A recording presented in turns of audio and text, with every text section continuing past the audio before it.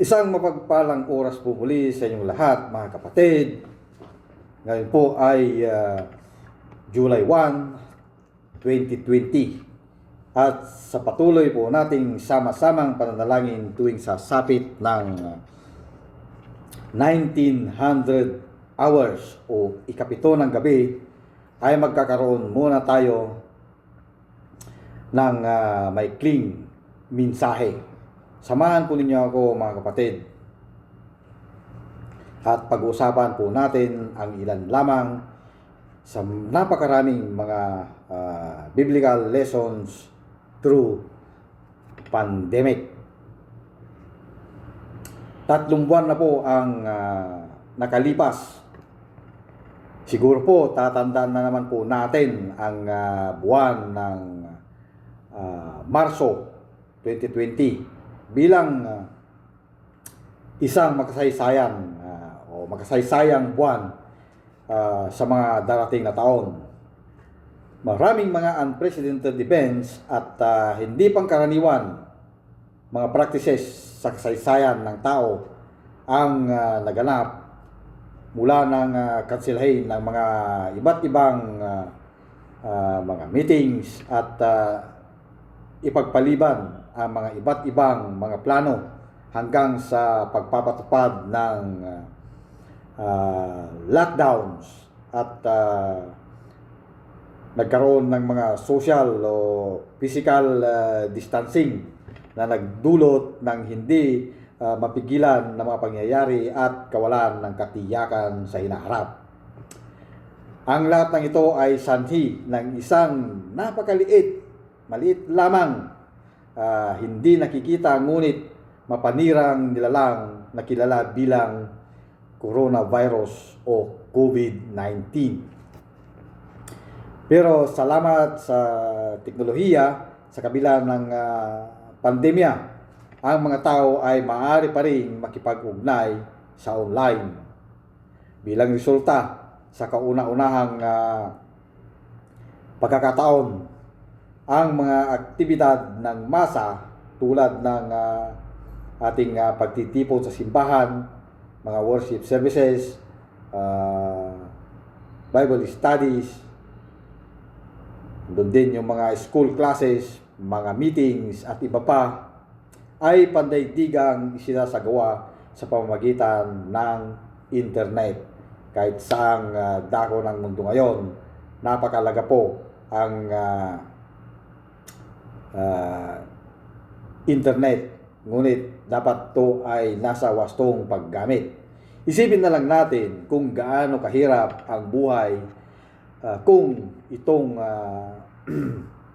tinatawag na digitally interconnected network ay hindi umiiral. Mayroon ding bagay na dapat ipagpasalamat sa gitna ng pinakamasakit o mahirap na sitwasyon. Yan. Without minimizing the tragic consequences of this pandemic, tulad ng maraming nagdusa at nawalan ng buhay, kailangan nating magpatuloy na mabuhay na may pag-asa. Bilang mga mananampalataya, ang pinakamahusay na pag-asa ay matatagpuan lamang sa Diyos na lumikha, na mas malaki kaysa sansinukob. So, narito ang ilan lamang na mga verses sa Biblia na sumasailalim sa atin during these difficult times. Malinaw na ang Biblia ay nananatiling maasahan at ito ay may kaugnayan ngayon. Mayroon pong 5 na atin pong pag-uusapan sa masandaling ito. Una ay the brevity of life. Ang kaiksiyan o ang kaiklian ng buhay. Sabi sa Santiago chapter 4 verse 14, Ni hindi nga ninyo alam kung ano ang mangyayari sa inyo sa araw ng bukas. Ang buhay ninyo'y parang usok lamang. Sandaling lumilitaw at agad nawawala.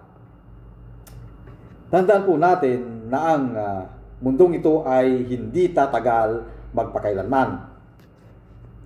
Kung saan sa isang araw ay dapat nating iwanan ang lahat ng mayroon tayo at lahat ng minamahal natin.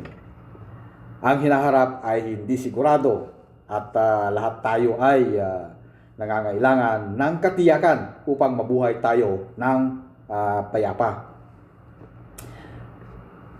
Ensuring our life ay mas mahalaga kaysa sa pagsiguro sa mga bagay-bagay na tulad ng iyong o ating mga sasakyan o bahay o anumang mga bagay-bagay na nasa atin. Kung may isang hindi inaasahang mangyayari, mapayapa pa rin tayo. Salamat sa Diyos. Sa pananampalatayang Kristiyano, mayroon tayong katiyakan ng pag-asa para sa buhay na walang hanggan sa pamamagitan ni Kristo Jesus na nabuhay muli mula sa kamatayan hanggang sa buhay na walang hanggan. Pangalawa, the sovereignty of God.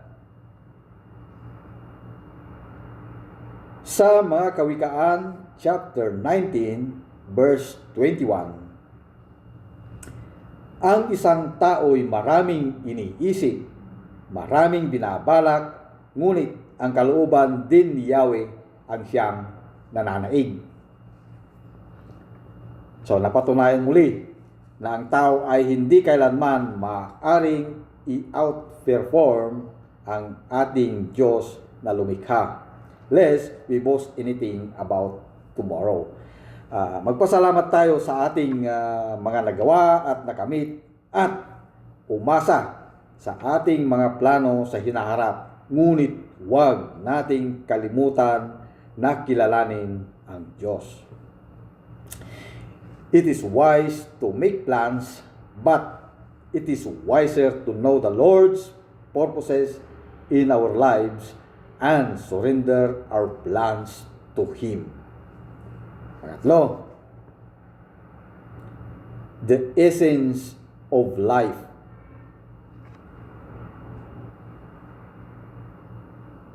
Sabi nga sa 2 Korinto,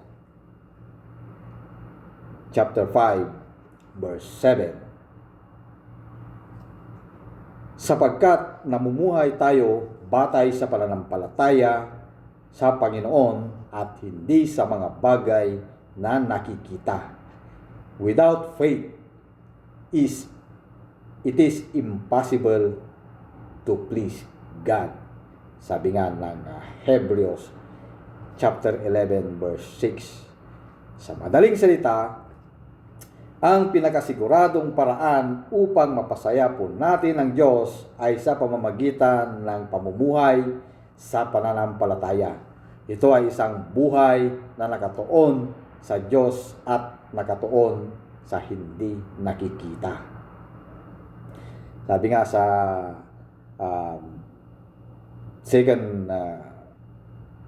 Corinthians o 2 Korinto chapter 4 verse 18, kaya't ang paningin namin ay nakatuon sa mga bagay na di nakikita at hindi sa mga bagay na nakikita, sapagkat panandalian lamang ang mga bagay na nakikita, ngunit walang hanggan ang mga bagay na di nakikita. Ang bawat ugnayan ay itinatag sa tiwala, pananampalataya. At sa gayon, ang dahilan sa pagkakaroon ng pananampalataya ay mahalaga bago gumawa ng mabubuting gawa. Gusto nating lahat na magkaroon ng positibong epekto sa buhay ng iba, di ba? So, dapat itong gawin sa pamamagitan ng pananampalataya, hindi takot. sa pamamagitan ng pagtitiwala, hindi pagdududa. Ito pang-apat, the dignity of man o ang dignidad ng tao. Sa mga taga-Galatia, chapter 6, verse 2, magtulungan kayo sa pagdadala ng pasanin ng bawat isa. Sa gayon paraan ay matutupad ninyo ang utos ni Kristo. Sa sandaling ito, bukas ang ating mga puso at nalalaman natin ang mga pangangailangan ng iba. Pursuing own goals or selfish desires becomes irrelevant. Kadalasan ng isang bundok ng problema ay nagdadala sa atin ng mas mataas na antas ng pag-ibig at pag-aalaga sa iba. Ipinahayag ito sa kahandaan maglingkod sa mga nangangailangan. This genuine, selfless act of love is what makes us human. Service is the heart of every work, and in this is the honor of humanity. Panghuli, the authority of Christ, ang kapangyarihan ni Kristo. Tingnan po natin sa John 1, chapter 15, verse 5. Ako nga ang puno ng ubas at kayo ang mga sanga. Ang nananatili sa akin at ako sa kanya, ang siyang nagbubunga ng sagana, sapagkat wala kayong magagawa kung kayo'y hiwalay sa akin. Kahit na hindi natin o hindi kailanman magkakaroon o magkaroon ng perpektong sagot sa pandaigdigang pandemya na ito, maaari pa rin tayong magpasalamat sa lahat. Tandaan po natin that we are not supposed to be thankful for everything but in everything. Ang hindi kanais-nais na sitwasyon na ito ay muling nagpapaalala sa atin na ang mundong ito ay hindi ating tahanan. Hindi ito nangangahulugang maging permanenteng tirahan natin.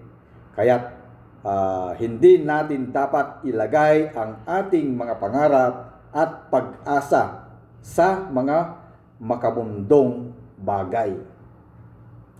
Sa kabutihang palad, ipinahayag ng Diyos ang sagot. Mahigit ng 2,000 years na ang nakalipas, lumakad siya sa mundo at sinabing, manatili sa akin at ako sa iyo upang makagawa o magkaroon ka ng maraming bunga, sapagkat bukod sa akin ay wala kang magagawa. Sino ang nasa mundo ng taong ito na mayroong siyang gayong otoridad na matapang na ipahayag ang matibay at nakakasakit na pahayag? Siya ang puno ng ubas sa gisag ng mapagkukunan ng kagalakan at ilaw ng mundo. Walang iba kundi ang ating Panginoong Hesus. Ituon natin ang ating mga mata sa Kanya na naghanda ng walang hanggang tahanan para sa atin na naniniwala. Maraming salamat po at God bless us all.